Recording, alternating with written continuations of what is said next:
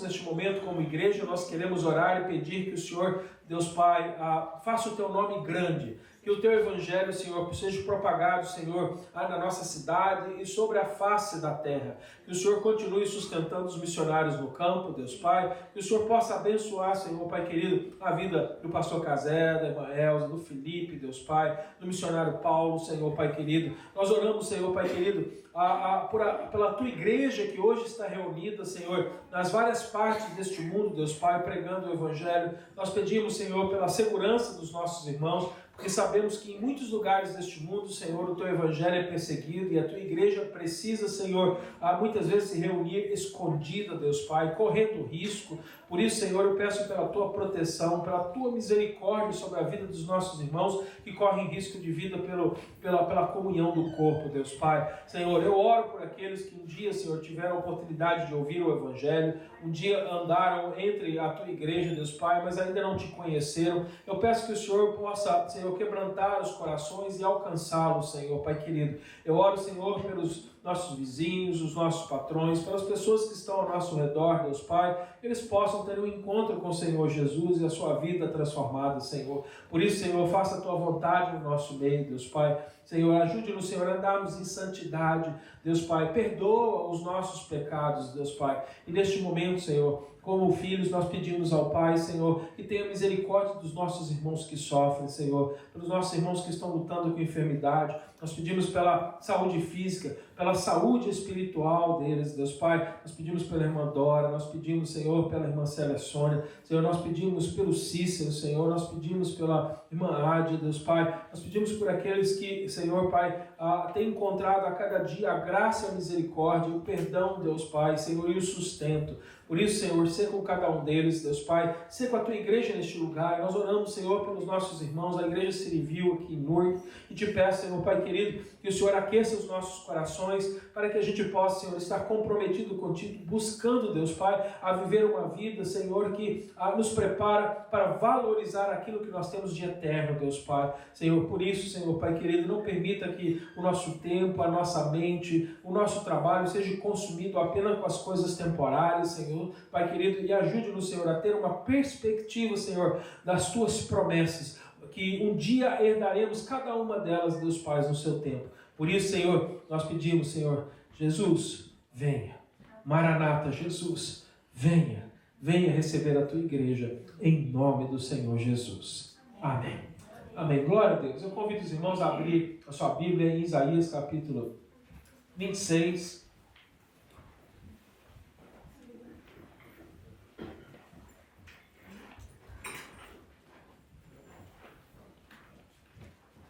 Isaías capítulo 26.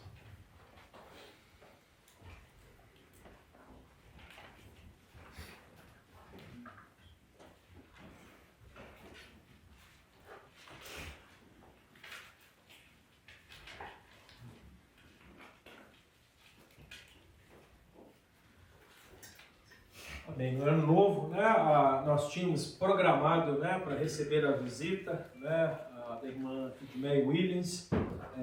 Infelizmente, naquele dia, né, houve, né, uma mudança, né, no tempo e por causa disso os aviões não puderam pousar e ela que estava a caminho não pôde chegar aqui, né? Ela só conseguiu chegar aqui no dia seguinte, ela não esteve, mas Deus tinha colocado no meu coração uma mensagem e eu compartilhei com os irmãos. Eu não sei se foi publicado. Foi publicada a mensagem? Eu não gravei não sei se o pastor Cláudio gravou. Não sei se foi publicado ou não, né? Mas eu trouxe uma mensagem para a igreja, né, em João capítulo 6. Se foi publicado, você tem a oportunidade de ouvir, senão você perdeu, né? Se você puder ouvir, eu queria, né, incentivar, encorajar você a escutar essa mensagem, porque Deus realmente falou muito comigo, né, para que eu compartilhasse essa mensagem, e acredito que tudo foi plano de Deus, inclusive, né, a Edmeia não ter chegado aqui, né? Ela não pôde estar aqui com a gente. Então, no dia do ano novo foi eu que trouxe a mensagem, mas hoje eu quero continuar onde nós paramos no ano passado, né, a nossa série de mensagens que nós temos feito no livro de Isaías. Nós estamos aprendendo com o profeta Isaías, e na última mensagem que eu trouxe sobre Isaías, que foi no capítulo 25, nós vimos que houve uma grande virada, né, porque durante 10 capítulos né, do capítulo 13 ao capítulo 24, 11 capítulos, nós tivemos uma série de julgamento das nações, palavras difíceis, duras, né? Onde Deus estava julgando cada uma das nações e falando, inclusive, Israel, né, uma delas, ele vinha julgando cada nação da terra pelos seus pecados. E ali nós fomos alertados, foram palavras que não foram fáceis. Agora, quando chega no versículo, capítulo 25, 26 e 27, ele traz uma palavra de conforto, de consolo. Né? Então o profeta Isaías ele vem assim, ele fala a respeito daquilo que precisa mudar, depois ele vem e fala, né, daquilo também que encoraja, que incentiva os irmãos a permanecer andando nos caminhos do Senhor. Na última mensagem, no capítulo 25, nós começamos a ver isso, né? Nós temos 3 cânticos, na verdade, né? O capítulo 25, 26 e 27 são cânticos de Isaías, né? São cânticos proféticos de ação de graça. Né? Ele está agradecendo a Deus pela sua misericórdia, pela sua graça, pelo perdão, são cânticos de ação de graça. E hoje, no capítulo 26, né, ele está agradecendo, ele vai agradecer pela bênção da fé. Né? Porque a gente tem aprendido aqui que a fé não vem da gente, a fé vem de Deus. Nós temos que ter fé, mas essa fé não foi gerada no nosso coração. Nós aprendemos que o nosso coração não tem a capacidade de gerar a fé salvadora. Por isso que nós precisamos que Deus faça a obra. A gente pensa que é a gente que crê. Mas, na verdade, a gente só creu porque Deus nos deu a fé. Está escrito, né? Eu já repeti, falei, preguei, né, em Efésios capítulo 2. Né, ele deixa isso bem claro no versículo 8 e 9, né, que essa fé não vem do homem, ela vem de Deus para nós, para que nós venhamos a crer. É a obra divina nas nossas vidas. Ou seja, a salvação, a fé, é um milagre nas nossas vidas. Né? Às vezes a gente fica querendo ver um paralítico levantar e andar, aí a gente fica maravilhado, né? Quando a gente conhece uma pessoa paralítica e Deus faz um milagre, ele levanta e anda, e a gente fica, uau, que milagre lindo! Né? Quando uma pessoa que tinha um braço, né, encolhido, uma perna curta, Deus faz um milagre, né, e volta ao normal, a gente fica, uau, que milagre lindo! Mas existe um milagre muito mais lindo que é o milagre da salvação. É Deus tirar um homem do pecado, da escravidão, das amarras, transformar o coração dele e dar a ele uma vida nova, mas normalmente a gente não fica muito entusiasmado com essas coisas. Né? Apenas a pessoa que recebeu isso. E a gente precisa mudar de perspectiva. E agora Isaías vai falar, né, a respeito da bênção que é. Ele vai agradecer a Deus, ele está num ato de ação de graça aqui a Deus, pela bênção da fé, pelo fato de Deus ter dado fé a ele, fé à nação, ao seu povo. Né? Então a fé para nós é uma bênção, querido. Né? Se você acha que Deus não está abençoando a sua vida, eu te pergunto, se você crê, você já está vivendo na bênção de Deus, porque a fé é uma bênção de Deus para as nossas vidas, e é o que a gente vai aprender hoje. Eu não vou ler o capítulo inteiro agora, eu vou ler por partes conforme nós vamos aprendendo, tá bem? Para não esticar muito, o capítulo não é muito curto, então eu não quero que a minha mensagem fique muito longa, então eu vou fazer a leitura apenas de alguns versículos por cada vez. Agora eu vou começar com o versículo 1 apenas. Nós vamos começar a ver isso. Né? Na primeira parte, do versículo 1 a 4, nós vamos ver isso. Né? A bênção da fé sobre a nossa vida. E essa bênção, né, da fé é a que vai trazer paz ao nosso coração. Alguém aqui quer ter paz? Amém. Amém. Amém. Glória a Deus. Se você quer paz, você precisa de fé. Né? A fé, ela vai trazer a paz sobre o nosso coração.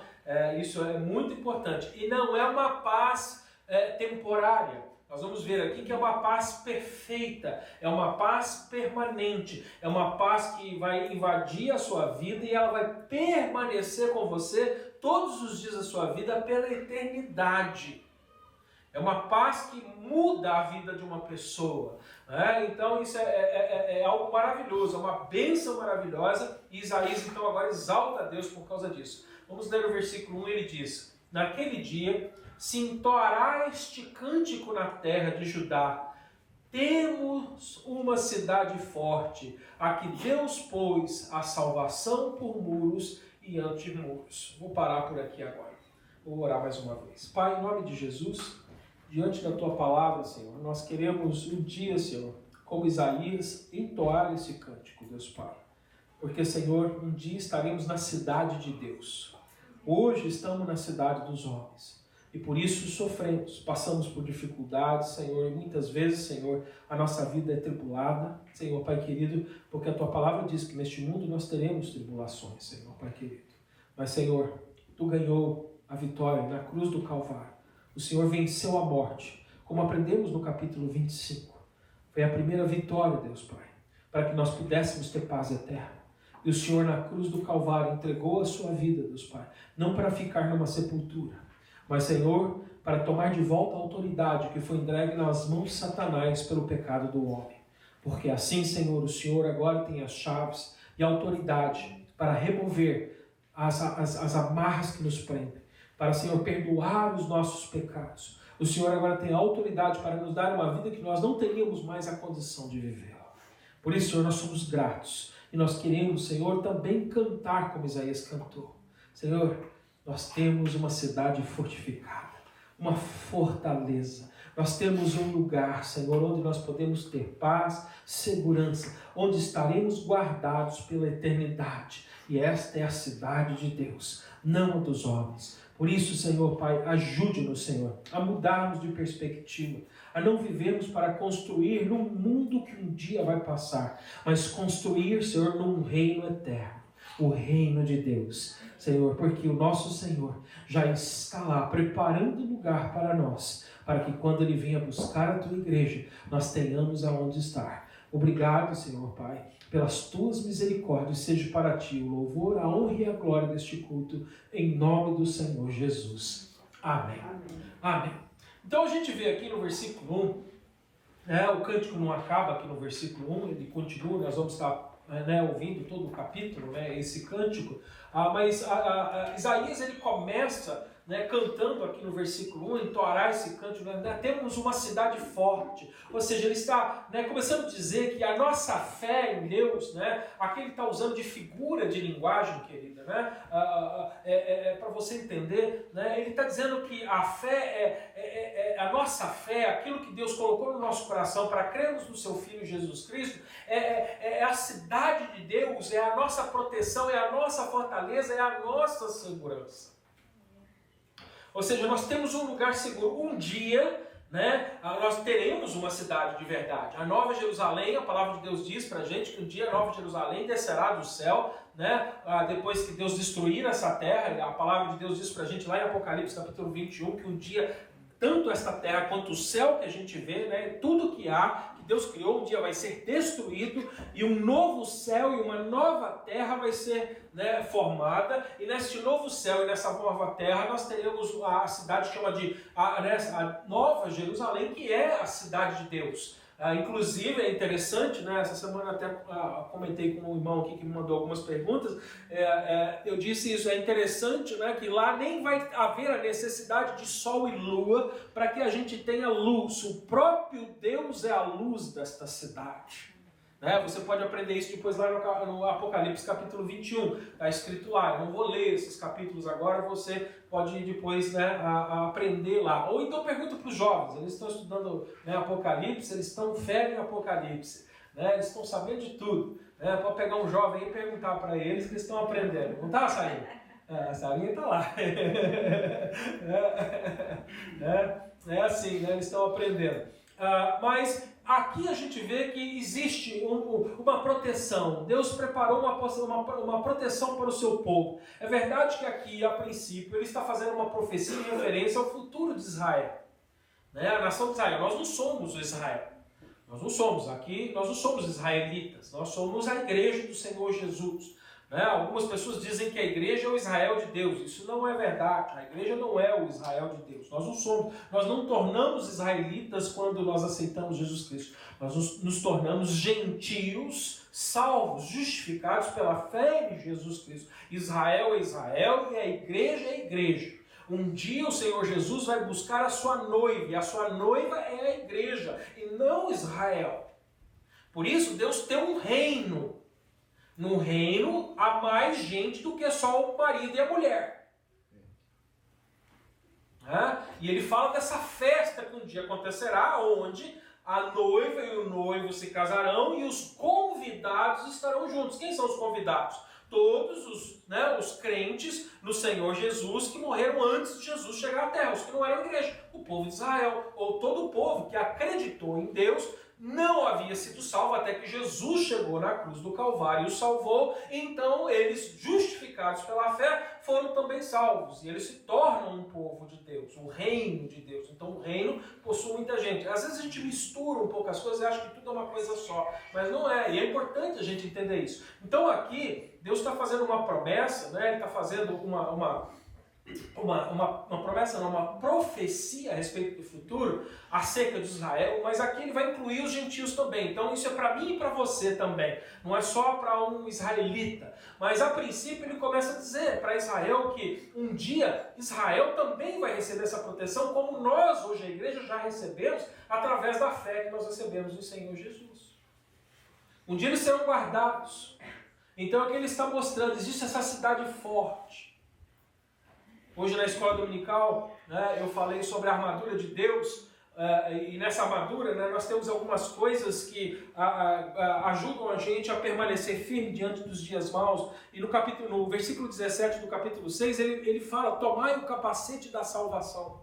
O capacete é aquilo que guarda a nossa cabeça, né? O capacete é o que a gente põe. Eu, quando corria, né, era piloto de corrida, eu era obrigado a usar capacete. Ninguém podia entrar no carro e participar de uma corrida sem o capacete. A gente não precisava de outras coisas, mas o capacete, por quê? Se a gente tivesse um acidente e batesse a cabeça, o capacete protegia a nossa cabeça, porque a cabeça ela é muito importante para as nossas... tudo é importante no nosso corpo, mas a cabeça ela é fundamental. E é assim, ele está dizendo, nós como crentes temos que guardar a nossa mente pela salvação. Ou seja, eu como crente eu tenho que saber, eu tenho que ter certeza, né, de que em Jesus Cristo eu conquistei a salvação. A fé em Jesus guarda a minha vida, protege a minha vida, segura a minha vida, é a minha fortaleza. Olha o versículo 2. Versículo 2 ele diz: abri as portas para que entrem nelas a nação justa, que a observa a verdade. Ou seja, a gente percebe aqui agora que, como aqui isso aqui está fazendo uma referência à fé, que a fé ela traz vitória e acesso. A fé em Cristo Jesus é o que nos dá a vitória. É a fé em Jesus Cristo que nos vai dar acesso à presença de Deus. Deus é quem abre as portas. A palavra de Deus diz isso. Se bater, a porta vai se abrir. Quem procura, acha. Quem procura, quem estiver procurando Jesus, quem estiver batendo na porta, vai ter um encontro com Ele, porque não é você que abre a porta, é Ele que abre a porta. É uma porta que eu e você não podemos abrir, mas Deus pode abrir, e Ele quer abrir essa porta, por isso que Ele enviou Jesus Cristo. Lá em João 3,16 Ele diz, né, que Ele enviou o Filho dEle para morrer na cruz por amor. Ele nos ama e Ele quer nos salvar. Mas isso só é possível através de Jesus Cristo, porque só tem um caminho, nesse caminho só tem uma porta. E essa porta só Deus pode abrir. A fé abre o acesso. É pela fé que nós devemos andar, porque pela fé vai abrir as portas diante da gente. Na escola dominical nós falávamos isso, né? A armadura de Deus. Foi até bom a gente ter estudado isso hoje. Eu não tinha planejado, mas nós estudamos, né? Porque eu vi que alguns irmãos não sabiam das peças e tudo. Acabei estudando com os irmãos. Eu não tinha preparado na aula aquilo. Mas a gente aprendeu com Efésios. E lá ele fala que a gente precisa se revestir de toda a armadura de Deus para resistir o dia mau. E aí eu fiz uma pergunta. Quando é esse dia mau? Todo dia. Todo dia.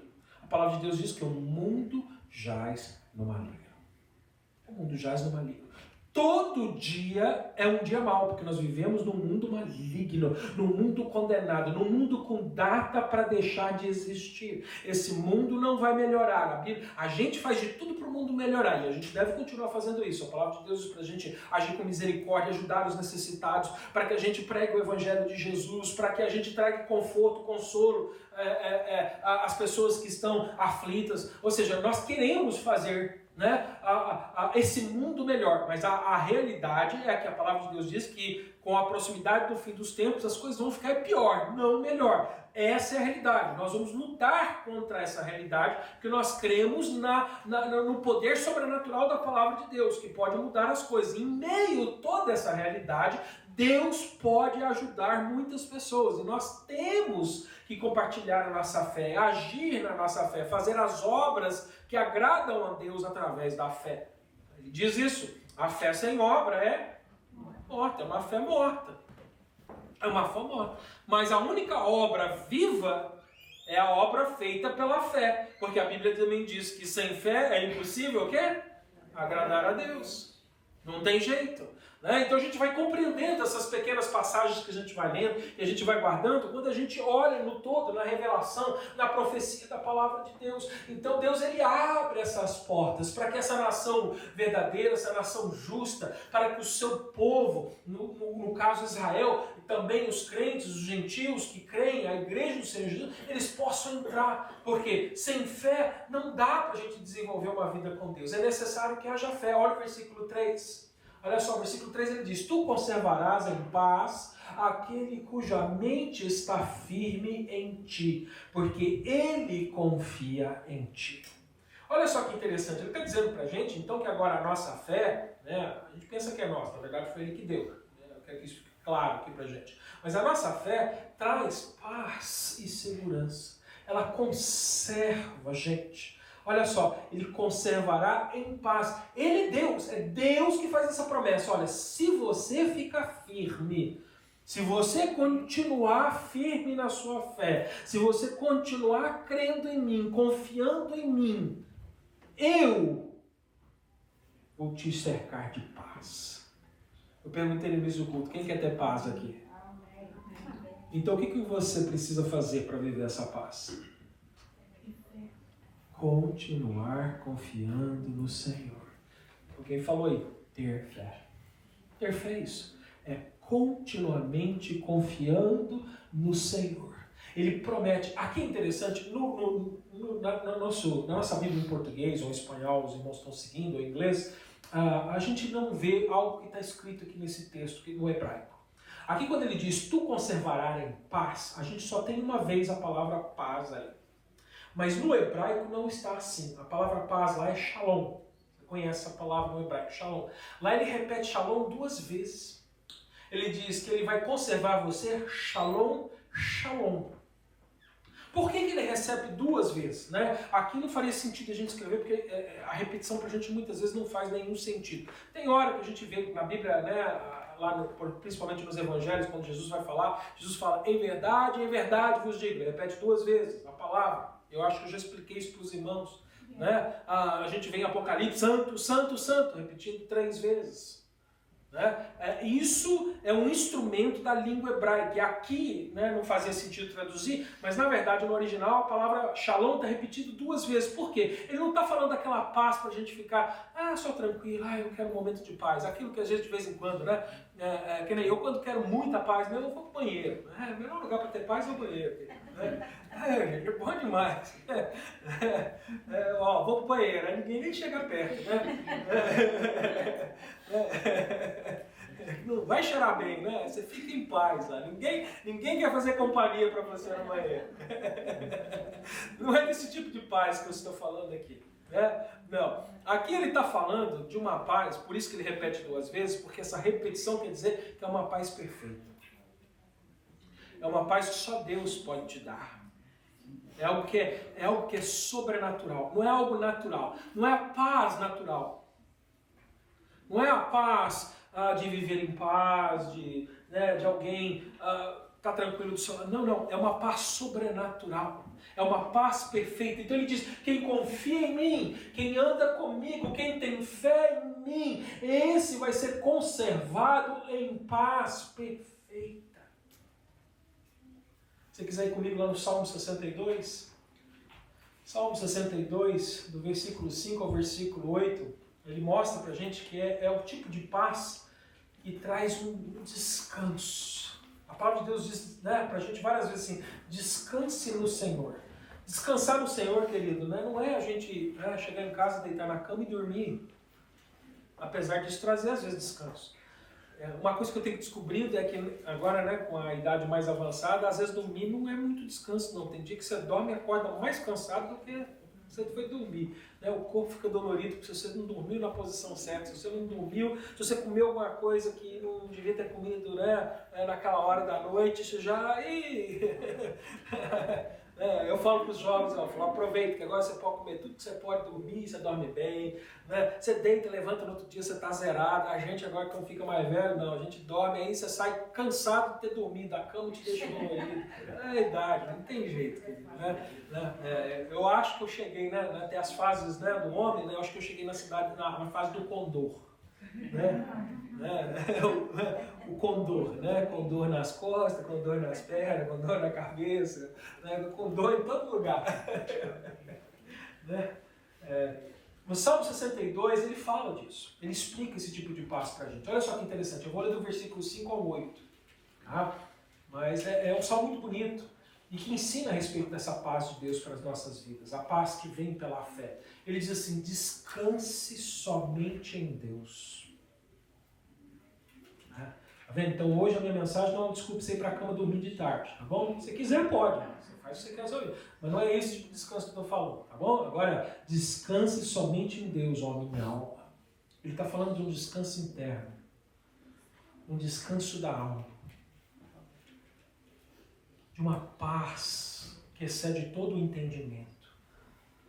Descanse somente em Deus, ó minha alma. Dele vem a minha esperança. Está vendo? É de Deus que vem a minha fé, a minha esperança. Somente Ele é a rocha que me salva. Ele é a minha torre alta. Não serei abalado.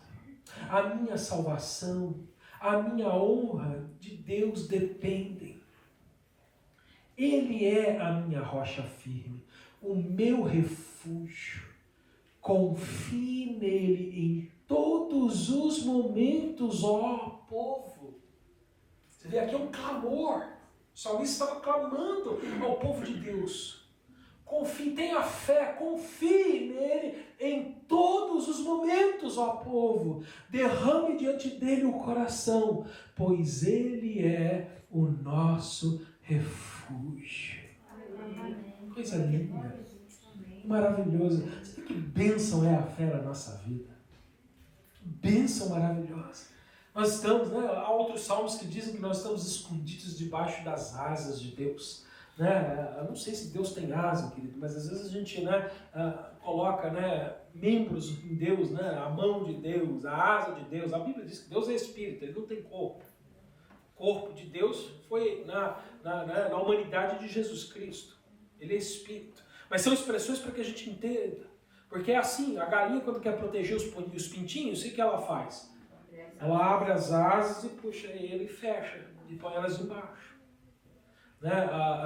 Meu padrasto ele é português, né? E os portugueses têm algumas expressões de linguagem, né, que são diferentes dos brasileiros. Né? E eu lembro quando eu conheci o meu padrasto, né, a primeira vez que eu vim aqui à América, minha mãe já vivia aqui há muitos anos, e eles estavam pensando em casar. Minha mãe era divorciada já do meu pai e tudo, eles iam casar. E aí, ele, né, quando eu cheguei a primeira vez, ele me recebeu, né, para me conhecer, eu saí com ele, para a gente conversar e tudo, né, tem que conquistar o filho, né, quer casar, né. Aí ele quis elogiar minha mãe. Ele falou assim: a sua mãe é uma galinhazinha, pá. Aí, né, pro brasileiro, galinha, né, é uma coisa terrível, é uma mulher, né, vulgar, uma mulher, né, quase uma prostituta. Aí quando ele falou isso, eu falei assim, eu acho que não foi isso que ele quis dizer, mas eu nunca tinha ouvido essa expressão. Aí ele viu que eu olhei assim para ele, ele falou assim: não, é porque a galinhazinha assim, ela abre as asas, ela cuida dos pintinhos, eu vejo como ela cuida de vocês, cuida das suas irmãs, sua mãe ela é protetora, ela cuida. Eu falo, bom, nesse sentido ela é uma galinhazinha.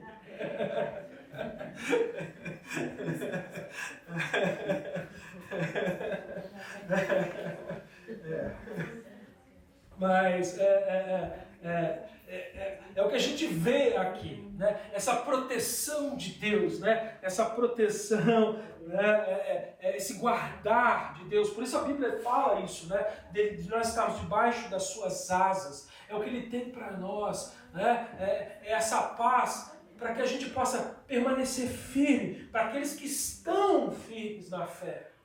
Eu queria que você fosse lá em Romanos capítulo 10 também. Romanos não, Hebreus capítulo 10, versículo 23. Hebreus 10. Olha que interessante essa passagem. Ela fala da firmeza da nossa fé. Às vezes, querido, nós, antes, né, você vai lá em Hebreus 10, eu vou ler a partir do 23. Até você chegar lá, eu só quero comentar algo. Às vezes circunstâncias da nossa vida abalam a nossa fé. É uma realidade. Nós somos seres fracos. Né? Paulo ele diz isso, né? A minha carne é fraca. O que eu quero eu não faço, o que eu não quero faço. Ou seja, às vezes a gente tem essas tendências. A gente, como crente, a gente tem essa consciência que a gente precisa ter uma fé forte, a gente precisa crescer, mas existem momentos em que a nossa fé fica abalada.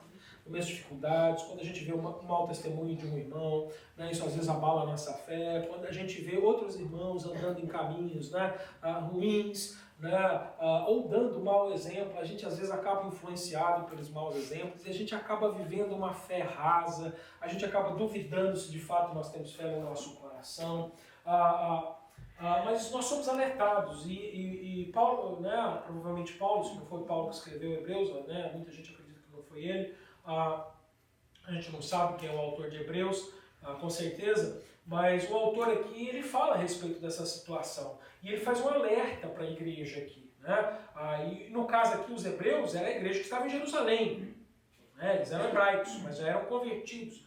Mas chegou um momento, né, que essa igreja estava sendo perseguida de uma maneira tão feroz, as pessoas estavam sendo mortas, né? As pessoas estavam sendo roubadas, elas não conseguiam mais trabalho, suas casas eram destruídas. Né?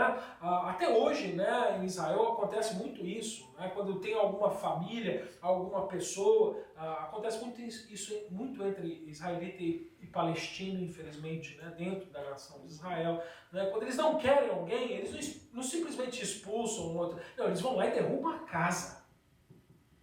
Nos dias de hoje, ele pega um trator, vai lá e fala assim, sai daí de dentro, se você não sair, vai cair em cima de você. E eles derrubam mesmo, com a pessoa dentro, se elas não saírem. O trator vai lá e empurra até a casa cair para o chão.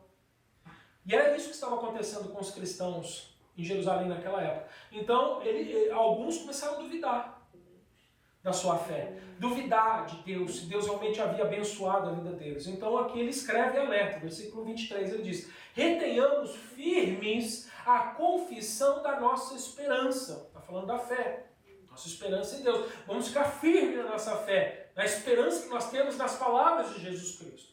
Porque fiel é o que prometeu. Deus não mente. Deus ele é fiel. Jesus prometeu, ele não mente. Ele é fiel, ele vai cumprir. Olha o versículo 24. E consideremos uns aos outros para nos estimularmos ao amor e às boas obras. Tem hora que a gente precisa do encorajamento um do outro.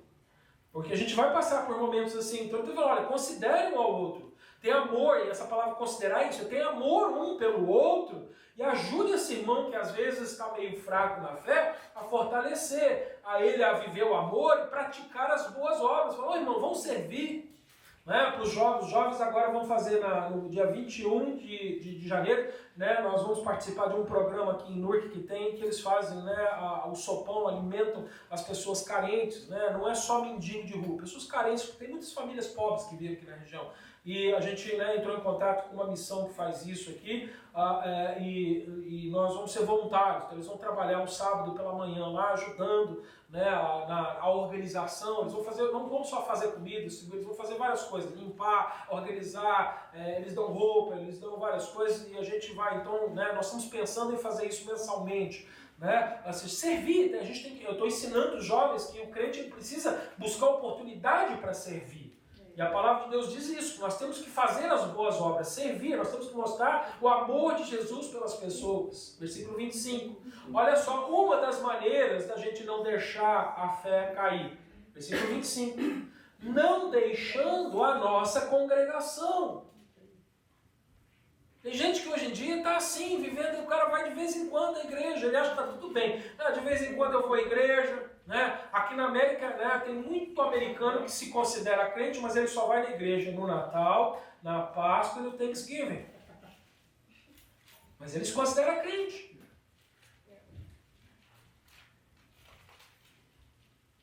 As igrejas americanas aqui, eles, né, em geral, eles fazem um grande dia de evangelismo nessas datas, porque às vezes dá 3 vezes mais o número de pessoas que normalmente frequentam a igreja.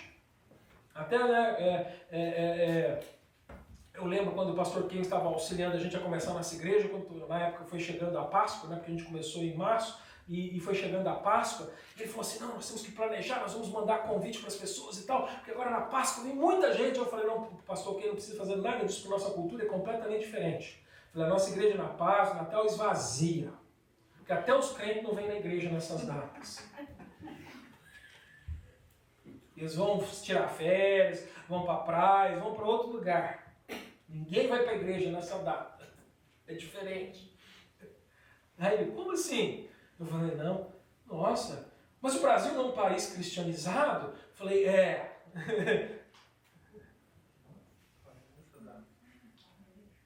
Mas é assim que o povo pensa. É assim que o povo pensa. Então ele está dizendo que não deixando. Então hoje em dia muita gente está com uma fé fraca, está sendo levada pelo mundo, está caindo no engano. Por quê? Porque não está congregando regularmente. Então ele está dizendo, tá vendo? A própria Bíblia diz isso, que o crente tem que congregar, tem que ir à igreja. Ele está falando, a congregação se reúne na igreja. É isso. Não deixando a nossa congregação, como é costume de alguns. Naquele tempo já tinha gente assim, porque sempre vai ter gente assim. Antes ademoestamos-nos uns aos outros. Olha por que é importante a gente congregar. Agora está explicando por quê. Porque é na congregação que a gente ademoesta uns aos outros. A gente encoraja, a gente chama atenção, a gente corrige, a gente ama. É na congregação que isso acontece. Tem gente que fala assim, não, Jesus falou que eu sou igreja, então quando eu estou na minha casa, eu sou igreja, eu estou congregando. Não é isso. Congregação, a palavra igreja significa uma assembleia. É quando todos se reúnem. É quando um grupo se reúne. Gente diferente, não é só sua família. É quando as famílias se reúnem. E tanto mais quanto vedes que se vai aproximando aquele dia. Lembra que eu falei no início? Que eu falei assim, quando é o dia mau? Todo dia. Porque a coisa só vai ficar pior. E ele está dizendo, olha, agora que você sabe que a coisa só vai ficar pior, quanto mais vai se aproximando, porque a cada dia a gente está mais próximo do fim, é que a gente então precisa de congregar. E o povo está fazendo o contrário. Já que está chegando o fim, então vou fazer o seguinte, vou parar, vou aproveitar a vida agora. Como é que é? Eu vou morrer, eu tenho data para morrer, eu tenho validade, então agora eu estou com câncer, daqui 6 meses, né? O doutor falou que eu tenho 6 meses, então aí agora eu falo, então eu vou aproveitar o que eu não aproveitei. Só trabalhei, ou seja, eu vivi só para essa vida, então agora eu vou aproveitar o que eu não colhi dessa vida, e vou continuar vivendo para essa vida. Vou viajar, vou conhecer o mundo, vou fazer todas as coisas que eu tenho vontade. Esse é o pensamento de quem não tem Deus. Porque o que aqui a palavra está dizendo para a gente é que conforme a gente percebe que a gente está mais próximo do nosso fim, a gente deve congregar mais. É assim que um crente de verdade reage. Eu vejo o exemplo do pastor Ken. Repeti, já falei aqui alguns dias atrás. Agora parece que o médico falou que ele só tem mais 1 ou 2 meses de vida. O que ele fez? Ele fazia uma reunião por mês, agora está fazendo 3. Por que isso? Quando a gente tem o Espírito Santo, a palavra faz o efeito certo. Quando a gente não tem, faz o efeito contrário, que você não tem.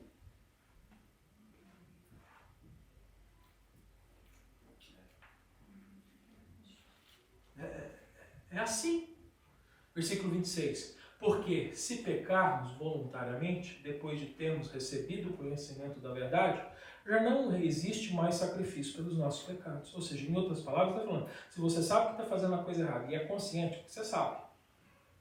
Não adianta depois ficar querendo correr de volta, pedir, já não tem mais o que fazer. O sacrifício já foi feito. Se você está voluntariamente, ele não está dizendo aqui que a gente nunca mais vai pecar, não é isso. Mas ele está dizendo, se você está procurando o pecado, se você está voluntariamente buscando o pecado, já não tem mais o que fazer por você. Você já blasfemou contra o Espírito Santo, em outras palavras. Já não tem mais perdão. Já não tem mais sacrifício. Já foi feito. Jesus não morre 2 vezes na cruz. Hebreus capítulo 6 explica isso. Já não tem. Continuação do versículo 26. Depois de termos recebido o conhecimento da verdade, já não resta mais sacrifício pelos pecados, mas uma certa expectação horrível de juízo e ardor de fogo que há de devorar os adversários. O que vai consumir o coração das pessoas que conheceram, mas estão fazendo voluntariamente, ela vai começar a viver em horror. Porque ela sabe o que vai acontecer com ela. Ela sabe exatamente qual é o fim dela. É o juízo, é o ardor, é o fogo, é o fim, é a destruição. Talvez alguns aqui não conheceram o Evangelho genuíno.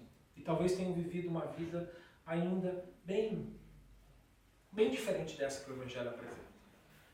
O que eu quero hoje apresentar para você é que existe um Deus que pode mudar o seu coração, te trazer a fé genuína se você hoje crer nele. Se você se arrepender dos seus pecados.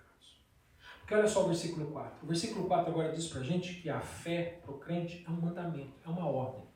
Olha o versículo 4 quando ele começa. Confiai no Senhor. O verbo aqui está numa voz autoritativa. Não é um conselho, é um mandamento, é uma ordem. Confiai no Senhor perpetuamente. Isso quer dizer, para sempre, sempre, em todo momento. Por quê? Olha a razão. Porque o Senhor Deus é uma rocha eterna. O que isso quer dizer? O que é uma rocha? Se eu hoje passar por uma pedra que está em certo lugar, não sei se aqui em Norte tem algum lugar que tem uma pedra assim exposta, não lembro, acho que não, né? Tem lugar que às vezes tem uma pedra. Você passa, que nem lá eu quando era jovem, eu escalava montanha, né? E lá em Belo Horizonte, perto tem Caeté, a cidade de Caeté, tem uma pedra que chama Pedra Branca, bonita, uma pedra assim. E eu ia escalar aquela pedra branca. E eu passei por lá e vi a pedra branca estar lá. E depois que eu fosse, meus filhos foram visitar e passar por lá, eles vão ver que a pedra branca está lá. Aí se os filhos deles um dia passar para conhecer o Brasil também, vão passar lá e vão ver que a pedra branca ainda continua lá. Até Jesus vir destruir tudo, a pedra branca vai continuar lá. Por que ele fala que Deus é uma rocha eterna? Ele está querendo mostrar para a gente, está usando a figura de linguagem, para dizer que Deus não muda. Ele não se move. O que ele determinou está determinado. É a mesma. O que ele falou, o que ele prometeu, vai continuar sendo. A maneira que ele estabeleceu, ele não vai dar um jeitinho para depois colocar alguém no céu, se não for do jeito que ele já determinou. Não muda. É assim, olha, não tem jeito. Só vai para o céu quem tem fé, quem crê no Senhor Jesus. Quem não crê, quem o rejeitar, quem continuar vivendo voluntariamente na vida de pecado, vai para o destino dessas pessoas que é o fogo do inferno, eterno. E não muda, não vai mudar. Pode-se criar uma nova religião dizendo o contrário, mas não muda o que Deus determinou. Ele é uma rocha eterna. É assim. E olha só, agora no versículos 5 e 6, ele vai falar qual a consequência daquele que não tem fé, da falta de fé em Deus. Olha só, versículo 5 e 6, ele vai mostrar o que acontece quando falta fé em Deus. Primeiro, versículo 5 ele diz, porque ele abate os que habitam no alto, na cidade elevada, humilha até o chão e derruba até o pó. Ou seja, ele está dizendo para que quem não tem fé, também não há segurança, não há paz. Quem não confia em Deus e confia na sua carne, não vai ter segurança, vai ser humilhado. O orgulhoso, o altivo, porque ele diz que a pessoa que não tem fé não é uma pessoa humilde. Na verdade, quem diz que não crê em Deus é uma pessoa orgulhosa. Porque rejeitar quem te criou é orgulho. É altivez. Quem sou eu diante daquele que me fez? E essas pessoas serão derrubadas, humilhadas. Olha o versículo 6. O pé pisa-la-á, e os pés dos aflitos e os passos do pobre. Olha que interessante aqui, né? Aqui vai acontecer até uma inversão da situação aqui, em relação ao que crê e ao que não crê. Aqui a própria palavra diz que essas pessoas ainda serão pisadas pelo próprio Deus. Isso aqui é uma figura do julgamento de Deus. Não é que Deus vai lá e vai esmagar alguém, não é isso. Mas é que o julgamento vai vir. Vai vir. Mas essas pessoas não vão ser apenas julgadas por Deus, elas não serão só pisadas por Deus, elas no fim também serão pisadas pelos crentes. É o que ele está falando, olha, os pés dos aflitos. Os aflitos somos nós, somos que creem, que vivem nesse mundo, somos afligidos por esse mundo. Os pobres, somos nós, os pobres de espíritos, que precisamos de Deus, que reconhecemos que somos pobres, que somos necessitados. Hoje o mundo está oprimindo o crente, oprimindo o que tem fé. O mundo pensa que está por cima. Hoje eu oprimo, eu tenho poder. Não é assim que está acontecendo no mundo? Né? É assim, se você for contra o que o mundo está ensinando, que não tem coragem, outras pessoas olham para você, como assim? Você ainda acredita nessas coisas? Como assim? Você vive desse jeito? De que tempo que você é? Você é escorraçado. O mundo te oprime. Mas um dia, os que foram conquistados, os que foram oprimidos, se tornarão os conquistadores. Vai inverter. Um dia você que vai andar por cima da carne seca, irmão. Em outras palavras. Se tiver fé. Um dia você vai passar por cima disso tudo. E a palavra diz. Um dia nós estaremos junto do nosso Senhor julgando as nações dessa terra. A palavra diz. Olha, dos versículos 7 ao versículo 19, nós vemos a segunda parte dessa profecia. E agora ele mostra para a gente aqui o impacto, né, da revelação de Deus sobre os justos e sobre os ímpios. Porque quando Deus revela a verdade, quando Ele se revela para as pessoas, essa revelação tem impacto sobre as nossas vidas. Para quem crê tem um impacto e para quem não crê tem outro impacto. Então aqui ele vai mostrar a sua providência, né, e a sua perseverança para a gente. Ele vai mostrar isso. Olha só, versículo 7. Aqui ele vai começar mostrando para a gente primeiro o impacto sobre os justos. Olha só. Versículo 7, o caminho do justo é todo plano, tu retamente pesas o andar do justo. Ou seja, o impacto sobre o justo é que ele vai caminhar com retidão. Quem tem fé, caminha com santidade, caminha com retidão. Olha que interessante que o tempo do verbo aqui, ele não está falando uma profecia, a profecia está falando de qual tempo? Quando alguém faz uma profecia, ela está falando de qual tempo? Futuro. Mas o tempo do verbo aqui é presente. Você percebeu aqui? O caminho do justo é. Qual é o futuro de é? Vai ser ou será. Muita gente aqui fugiu da escola, né? Qual é o passado de é? Será. Foi. O passado. É o passado. Passado foi. O futuro será. Ele não está falando aqui será. Ele já está dizendo o quê? É agora. Não é só quando Jesus voltar. É para agora, querido. Ele está dizendo, olha, o dia em que Deus mudar o teu coração, naquele momento você já começa a viver as promessas de Deus. E o caminho do crente é um caminho de retidão. É interessante aqui que a ênfase aqui não está, da frase não está recaindo sobre a palavra caminho aqui. O ponto aqui não é o caminho, aqui o ponto é o quê? É a retidão, é o justo. Então é isso que ele está mostrando aqui pra gente. Olha o versículo 8 e o versículo 9. Ele mostra, olha só, outra consequência, da revelação de Deus sobre a vida, de uma pessoa justa, da vida de um crente, do seu povo. Versículo 8 e 9 ele diz, também o caminho dos teus juízos, Senhor, te esperamos, no teu nome e na tua memória está o desejo de nossa alma. Com minha alma te desejei de noite, e com o meu espírito que está dentro de mim madrugarei e buscar-te-ei, porque, havendo os teus juízos na terra, os moradores do mundo aprendem justiça. Olha só, o justo agora, ele busca o quê? Justiça, com paciência, com humildade, com fé. Ele quer, o crente de verdade, ele quer justiça. E não é justiça do homem, não é assim quando a gente vê alguém matar o outro e fala, não, eu quero justiça, eu quero que aquela pessoa seja presa e levada à cadeira de morte. Não, não é esse tipo de justiça que ele está falando. É a justiça de Deus. Eu quero a revelação de Deus, que Deus faça o que é justo. Com humildade, com fé no Senhor. Esperar que Deus haja na situação. É isso que ele está dizendo aqui. Eu vou dizer para os irmãos que esperar para a gente é uma coisa muito difícil. Para a maioria de nós, talvez para alguns aí não. Eu não vou colocar todo mundo nesse barco, mas esperar para a gente pode ser às vezes uma coisa muito difícil. Por quê? Por que é difícil para a gente esperar? Porque na verdade quando a gente diz que tem que esperar, a gente está admitindo que a gente não pode fazer nada. Por isso que a gente não gosta de esperar. Porque é uma admissão de que eu não posso fazer nada. E a gente não gosta de admitir isso. Mas, querido, é a melhor coisa que você pode fazer diante de Deus. Porque no momento em que você diz, eu não posso, Deus diz, eu posso todas as coisas. Nós temos que confiar em Deus. Eu sei que alguns irmãos aí estão vivendo algumas situações familiares ou situações do trabalho que estão diante às vezes, de um beco sem saída. O que eu faço? O que eu faço? Que decisão eu tomo? Às vezes é difícil ouvir isso, mas é o que a palavra diz. A gente tem que confiar em Deus. E é isso. Esperar no Senhor para não tomar a decisão certa. Ou seja, para mim é impossível, mas para Deus não. Então eu vou esperar Deus fazer o que é impossível. Eu não tenho o que fazer, mas Deus tem o que fazer.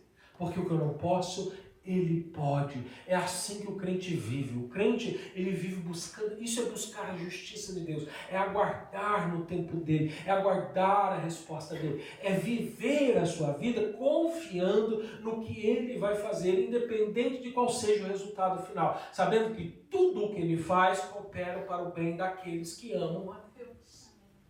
Amém. Esse versículo está dentro desse contexto.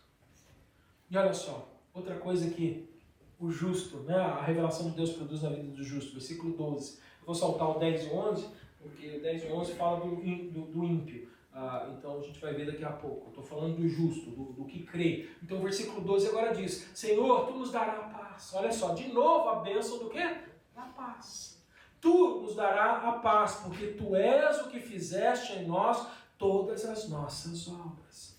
É Deus que nos faz querer e fazer a sua vontade. Aliás, aqui está um grande teste para você saber se você realmente creu de verdade em Jesus Cristo ou não. Ou se você ainda precisa entregar sua vida para Jesus hoje. Está aqui o grande teste. Você quer, você tem vontade e você faz a vontade de Deus. Se você quer fazer a vontade de Deus e faz a vontade de Deus, é um sinal que você realmente tem Deus. Porque aqui ele está dizendo que quem é dele, quem ele mudou, ele faz essa pessoa querer e fazer a sua vontade. Se você não quer ou não faz a vontade de Deus, hoje é uma oportunidade para você se arrepender dos seus pecados diante do Senhor Jesus, crer nele e receber o Espírito Santo de Deus para poder fazer isso. Hoje pode ser o dia que você será salvo neste lugar. Porque vir à igreja não salva. Levantar as mãos na hora da oração não te salva. Passar pelas águas do batismo não te salva. O que te salva é crer em Jesus Cristo. E Ele muda a vida daquele que Ele crê. É isso que Ele está buscando. Ou seja, né, a terceira revelação é que há paz pela graça de Deus. Quem recebe a graça, recebe a paz. Está em paz. Agora, qual é o resultado da revelação sobre quem não crê? Porque quando se revela a verdade e a pessoa não crê, também tem aquela relação. Versículo 10. Olha só, vou dividir o versículo 10 em 3 partes. Tem 3 coisas aqui no versículo 10. Primeiro, ele rejeita a graça de Deus. Olha só, ainda que se mostre favor. Favor é o quê? Graça. Graça é favor imerecido. Não é isso? Favor é graça. Ainda que se mostre favor, ou a palavra graça, pode colocar aqui, ainda que se mostre graça ao ímpio, nem por isso aprende a justiça. Mostrou, mas ele rejeita. Segundo, ainda no versículo 10, ele maltrata o povo de Deus. Até na terra da retidão, ele pratica a iniquidade. Ele pode estar no meio de gente santa, mas se ele não é, até lá ele vai perseguir as pessoas e ele vai continuar fazendo a maldade dele. É o efeito. É por isso que a gente vê que quando você fala de Jesus para alguém, né, que não quer Jesus, ele se revolta contra você. Olha aí a continuação do versículo 10 ainda. Terceira parte, ele agora ignora a glória de Deus e não atenta para a majestade do Senhor. Ele ignora. Deus, que Deus, nada, que Deus, coisa nenhuma. É isso, que bobagem. É assim, essa é a reação de quem recebeu a revelação e não creu. É assim que ele reage. Olha o versículo 11, a última reação. Essa aqui ele não quer, não sente, mas ele vai receber. É o destino final dele, é a ira de Deus sobre a vida dele. Senhor, a tua mão está exaltada, mas nem por isso a vem. Eles não conseguem ver a ira de Deus. Vê-la-ão. Eles não querem ver, mas eles vão ver. Porém, e confundir-se-ão por causa do zelo que tens do teu povo, e o fogo consumirá os teus adversários. Então, o zelo de Deus pelo povo, na verdade, é a prova, é a determinação de Deus para mostrar que Deus está realizando seus propósitos de salvar os seus. O julgamento é uma prova de amor por você, querido, que creu. Deus não vai deixar a injustiça impune, o pecado impune. É amor por você. E olha só, agora ele vai usar aqui, Isaías, ele vai usar 3 imagens aqui para ilustrar isso que ele está falando aqui. Né? A liberdade que vem da fé, a liberdade que Deus vai trazer sobre Israel, a liberdade que vai trazer para a fé. Primeiro, né, versículo 13 e 14, ele diz que o povo vai ser liberto da opressão dos dominadores. É a primeira imagem, o primeiro sinal. Aquele que crê no nome do Senhor Jesus vai estar livre do domínio dos dominadores. Olha só, versículo 13 e 14. Ó Senhor Deus nosso, já outros senhores têm tido domínio sobre nós, porém, por ti só nos lembramos do teu nome. Morrendo eles, não tornarão a viver, falecendo, não ressuscitarão. Por isso os visitastes e destruístes, e apagastes toda a sua memória. Ou seja, então aqui, eu só quero lembrar aos irmãos que Deus não tem prazer na morte de um ímpio. Mas aqui, ele não vai deixar, como eu disse, a injustiça impune. Ele vai dar o que é merecido a cada um. O culpado vai ser julgado e condenado. Se ele não receber o perdão, ele vai ser julgado e condenado. E olha que interessante, e essas pessoas normalmente rejeitam Deus porque elas pensam assim, eu quero deixar um legado nessa terra. Já ouviu hoje em dia? Nas escolas ensinam muitos jovens isso. Olha, você tem que viver uma vida para deixar um legado. Quem já ouviu isso aqui? Você tem que viver uma vida para deixar um legado. Se tudo vai ser destruído, que legado que você vai deixar, querido? Aí os homens constroem estátuas, os homens constroem construções, né, magníficas, eles fazem grandes obras, outras coisas, aí se coloca uma placa aqui, né? Aí a gente vai no museu, tem lá, né? Abraham Lincoln, Roosevelt, não sei quem lá, né? Os homens constroem legados após si, mas um dia tudo isso vai cair e a palavra de Deus diz que ninguém vai lembrar de nenhum deles. Tudo isso que você está ouvindo na escola, que o povo está tentando fazer para te encorajar, é baboseira, que deixar legado. Você quer deixar um legado, construa no reino de Deus, querido, porque lá existe um legado eterno. Só que esse legado é para a glória do nome de Deus e não do céu. O crente não tem que viver para construir um nome após si. Né? Eu não quero que ninguém, né, depois que eu morrer, né, o pessoal pergunta assim, o que você gostaria que escrevesse na lápide? Eu falo, o que o povo quiser escrever, porque pouco me importa. Ninguém precisa ir lá visitar depois que eu morrer, porque eu não quero ser lembrado. Eu quero que as pessoas falem, né, se for escrever alguma coisa, que é uma coisa útil. Coloque assim, ele tem Jesus. Para que as pessoas não se lembrem de mim. Se lembrem de que o importante é ter Jesus.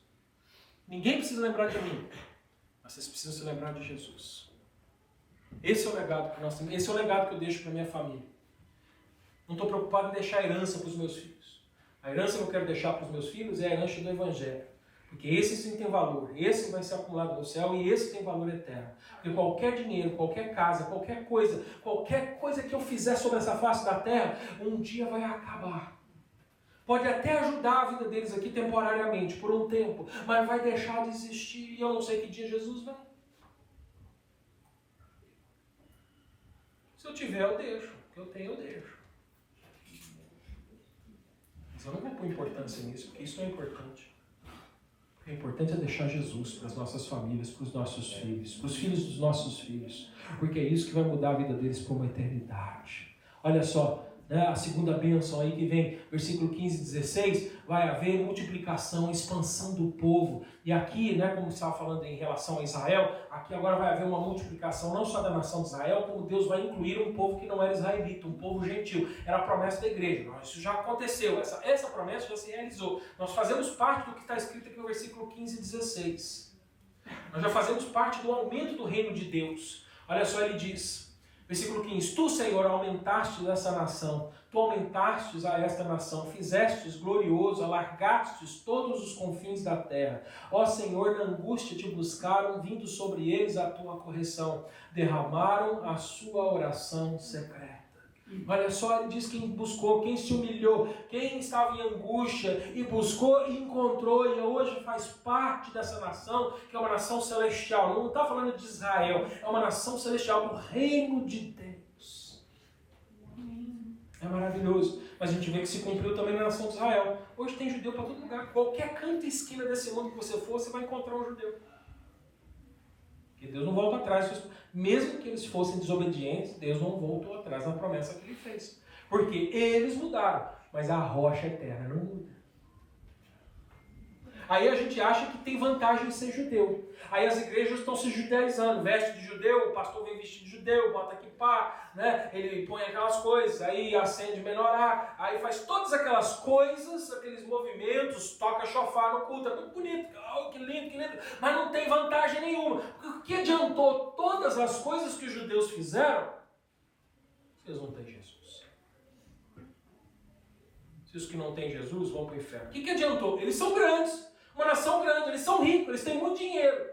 Eles têm poder, eles têm autoridade ao redor do mundo, nos governos, eles estão infiltrados em todos os lugares. Mas do que adianta isso se um dia tudo isso vai ser destruído? Porque nada disso vai entrar no céu.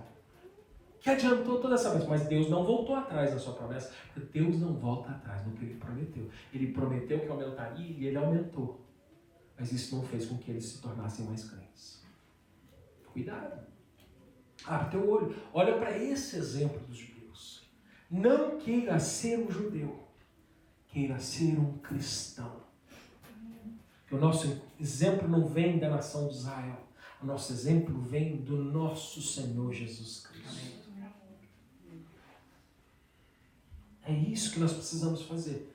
E olha só, que coisa terrível. Versículo agora 17 ao 19 fala que o crente ele é livre dessa autossuficiência que os judeus pensaram ter.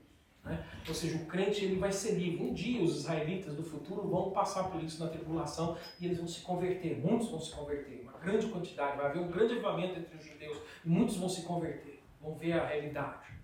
É uma promessa que Deus faz. Está aqui, versículo 17 e 19. Como a mulher grávida está próxima à sua hora, tem dores de parto e dá gritos nas suas dores. Assim fomos nós diante de ti, ó Senhor. Está vendo? Eles estão sofrendo. Falando deles, eles estão sofrendo. Bem concebemos nós e tivemos dores de parto, porém demos luz ao vento. Olha que interessante. O que é isso? Isso é uma referência que eles fizeram tanta obra, tanta coisa, eles se preocuparam com tanto zelo em fazer as leis, eles criaram tantas novas leis, eles fizeram tantas coisas e no fim, quando era para nascer a criança, nasceu o quê? Vento. Já pensou? A mulher, ela cresce, engorda, passa aquela dor toda, mexe daqui, mexe dali, vai, sofre, e aí na hora que... Cadê o neném? Não tinha, era vento. Não tem nada. Todo aquele sofrimento. E depois, né, a mulher passa pelo sofrimento do parto, porque vê neném, ela nem lembra que sofreu, ela fica feliz, ela, é alegria, é festa, é maravilha. Mas aqui, ó, não saiu nada, saiu vento. É o que eu estou dizendo, o que adianta fazer todo esse sofrimento, toda essa obra, fazer todas essas coisas? O que adiantou os judeus fazer, trabalhar tanto, juntar tanto dinheiro, buscar tanto poder? O que adiantou eles fazerem tantos rituais, tantas coisas, se no fim eles deram a luz ao vento? E um dia eles vão reconhecer isso, aqui está falando que um dia eles vão reconhecer isso. Aí o versículo, né, tem um ponto e vírgula aqui, porque agora vira a situação. Livramento não trouxemos à terra. Ou seja, eles eram chamados para que toda a nação do mundo fosse abençoada através deles. E eles não fizeram isso. Né? Tudo que eles fizeram não abençoou em nada a terra. Livramento não trouxemos à terra. Nem caíram os moradores do mundo. Os teus mortos também, o meu cadáver, viverão e ressuscitarão. Agora é a promessa do futuro. Despertai e exultai, ó os que habitam no pó, porque o teu orvalho será como o orvalho das ervas e a terra lançará de si os mortos. Ele está dizendo, larga essa vida de obra morta, deixa essas coisas para trás e busca aquilo que é verdadeiro, porque é só assim que você vai receber vida nova, é só assim que haverá vida nova. Porque é assim A fé, ela preserva o que crê. Olha só, versículo 20 e 21. É assim que ele encerra. A fé preserva. Olha só, versículo 20. A gente vai ver que ela preserva a gente da ira. Ela é refúgio da ira vindoura. Vai vir, o julgamento de Deus vai vir. Olha só. Vai, pois, povo meu, entra nos teus quartos e fecha as tuas portas sobre ti. Ele está falando, se refugia, entra. Você que confia em mim, vem estar comigo, porque eu vou te guardar, eu vou te livrar da ira. Olha só, a continuação do versículo 20. Esconde-te só por um momento até que passe a ira. Querido, essa vida é temporária. Ande no Senhor. Você está sentindo, pastor, está tão difícil. Se esconda no Senhor. Olha, entra no teu quarto. Teu quarto é Jesus Cristo, tá? Entra no teu quarto, fica lá tranquilinho, em paz. Não deixe essas coisas consumir a sua mente, porque isso só vai passar por um tempo. Entra. A ira vai passar. O julgamento vai passar. Esse tempo vai passar. E olha só o versículo 21, ele termina. Porque eis que o Senhor sairá do seu lugar. Lembra o que Jesus disse lá em Atos, capítulo 1, para os discípulos, quando ele estava ascendendo dos céus? O que ele falou? Quem lembra? Eu vou, mas eu volto. Está aqui. Olha aqui. Porque eis que o Senhor sairá do seu lugar. O lugar dele é lá. Ele foi para lá. E ele disse, eu vou, mas eu volto. Para castigar os moradores da terra, os que não creem, por causa da sua iniquidade, a terra descobrirá o seu sangue e não encobrirá mais os seus mortos. Ou seja, ele está dizendo aqui, em outras palavras, o injusto, o que não creu, vai ser julgado, e o que creu, ele está coberto pelo sangue de Jesus Cristo. Ele não está falando aqui de Jesus, mas a gente entende hoje, porque a revelação já aconteceu disso daqui. Então ele mostra que agora nós somos guardados, o povo de Deus é guardado pelo sangue de Jesus. Então, querido, hoje o meu encorajamento é que você receba essa bênção. A bênção da fé. É o que Isaías estava exaltando, agradecendo a Deus por Deus ter dado essa bênção. Talvez, como eu disse, você tenha vivido na igreja, feito rituais dentro da igreja, mas ainda não viu essa fé brotar no seu coração. E eu quero dizer para você que Jesus está vivo e a palavra dele ainda é eficaz. Se você hoje se arrepender dos seus pecados e crer no nome de Jesus Cristo, hoje ele vai te dar essa nova vida. Ele vai trazer ao seu coração a fé genuína, a fé para que você creia e produza boas obras que agradem a Deus. Creia em nome do Senhor Jesus. Se você já conhece Jesus Cristo, o incentivo que ele nos dá, o encorajamento que ele nos dá é que a gente continue, permaneça confiando no Senhor em todos os momentos da nossa vida. É assim. Pai, em nome de Jesus, nesta manhã eu oro e peço que o Senhor nos abençoe com esta bênção, a bênção da fé. Senhor, há aqueles que ainda precisam receber esta semente. Como o Senhor disse, essa semente que é como um grão de mostarda, uma pequena semente. Alguns ainda precisam de receber essa semente para gerar esta fé em Ti. Outros, Senhor, têm gerado essa fé e ela está crescendo. O que eu peço é que o Senhor continue ajudando a Tua igreja a crescer em fé neste lugar. A confiarmos a cada dia mais em Ti e menos neste mundo. Senhor, a termos mais perspectivas do mundo vindouro e menos desse tempo. Nos lembre, Senhor, que nós somos apenas peregrinos neste mundo. Que tudo isso um dia vai passar. A nossa jornada aqui é temporária, mas nós teremos uma morada eterna. Nós já temos uma morada eterna. A Tua palavra diz que todo aquele que crê já habita nas regiões celestes em Cristo Jesus. Por isso, Senhor, Pai querido, nós ainda não estamos lá, mas já habitamos lá. E é com, Senhor, a nossa mente, a nossa fé e os nossos olhos, Senhor, que nós queremos caminhar nesta terra, lembrando que nós estamos quase próximos de habitarmos neste lugar. Por isso, Senhor, nesse pequeno tempo que vivemos sobre a face da terra, usa a nossa vida para sermos um instrumento nas Tuas mãos, para mostrar o Teu amor e as Tuas misericórdias, a Tua graça sem fim para todo aquele que crê. Em nome de Jesus eu oro. Amém.